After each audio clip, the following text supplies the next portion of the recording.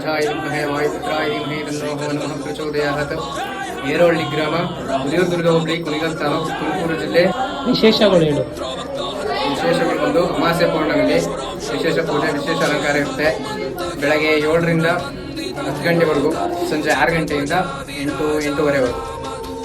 ಇಲ್ಲಿನ ಜನಗಳ ನಂಬಿಕೆ ಬಂದು ಅಕ್ಕೆ ಪ್ರಸಾದ ಆಗುತ್ತೆ ದೇವರಿಂದ. ಬಲಗಡೆ ಪ್ರಸಾದ ಆದರೆ ಕಾರ್ಯ ನೆರವೇರುತ್ತೆ ಅಂತೇಳಿ, ಎಡಗಡೆ ಪ್ರಸಾದ ಆದರೆ ನೆರವೇರಲ್ಲ ಅಂತೇಳಿ ಪ್ರತಿ ದಿವಸ ಹೂವು ಆಗುತ್ತೆ. ಪ್ರಸಾದ ಹೂವು ಪ್ರತಿ ದಿವಸ ಆಗುತ್ತೆ. ಆಮೇಲೆ ಇಲ್ಲಿ ಈಗ ಹಬ್ಬ ಕಾರ್ಯಗಳಲ್ಲಿ ಜನಗಳು ಎಲ್ಲ ಬರ್ತಾರ. ಎಲ್ಲ ಹಬ್ಬಗಳು ನಡೆಯುತ್ತೆ. ಅನ್ನದಾನ ಇರುತ್ತೆ, ಅನ್ನದಾಸೋಹ ಇರುತ್ತೆ. ಭಕ್ತಾದಿಗಳು ಬರ್ಬೋದು. ಅನ್ನದಾನಕ್ಕೆ ಅದು ಇದು ರೇಷನ್ನು, ಅಕ್ಕಿ, ಬೇಳೆ ಇಂಥದ್ದೇನಾದರೂ ಇದ್ರೆ ದಾನ ಮಾಡ್ಬೋದು. ಜನಗಳಿಗೆ ಅನ್ನದಾಸೋಹ ಇರುತ್ತೆ. ವಿಶೇಷವಾಗಿ ಸ್ವಾಮಿಗೆ ಯಾವಾಗ ಜಾಸ್ತಿ ಅಲಂಕಾರ ಮಾಡಿ ಯಾವಾಗ ಹಬ್ಬ ಜಾಸ್ತಿ ಮಾಡ್ತಾರೆ? ಅದು ಬಂದು ನವರಾತ್ರಿಯಿಂದ ಮಾಡ್ತೀವಿ.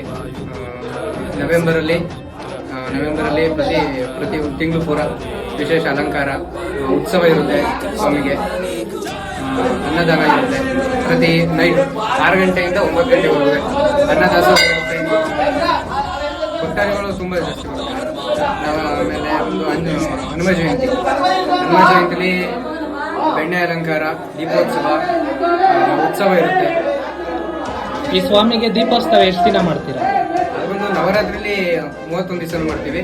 ಆಮೇಲೆ ಹನುಮ ಜಯಂತಿ 1 ದಿವಸ ಲಕ್ಷ ದೀಪೋತ್ಸವ ಇರುತ್ತೆ. ಈ ಸ್ವಾಮಿಲಿ ಜನ ಏನೇನು ಕೇಳ್ತಾರೆ? ಎಲ್ಲ ಇಂಥದ್ದೇ ಅಂತ ಏನಿಲ್ವಾ, ಎಲ್ಲ ಕೇಳ್ತಾರ? ಅದು ಬಂದು ಮಕ್ಕಳಾಗಿ ಇಲ್ದವ್ರಿಗೆ ಮಕ್ಕಳು ಕೇಳ್ತಾರೆ. ಅದು ಜಮೀನು. ದೇವಸ್ಥಾನ ಒಂದು ಚೋಳರ ಕಟ್ಟಡ. 400ರಿಂದ 500 ವರ್ಷ ಇತಿಹಾಸ ಇದೆ ಈ ದೇವಾಲಯಕ್ಕೆ. ಪಶ್ಚಿಮಕ್ಕೆ ಮುಖ ಮಾಡಿ ನಿಂತಿರೋದು. ಸುತ್ತಮುತ್ತ ಯಾವ ಹಳ್ಳಿಲೂ ಇಲ್ಲ ಈ ಥರ.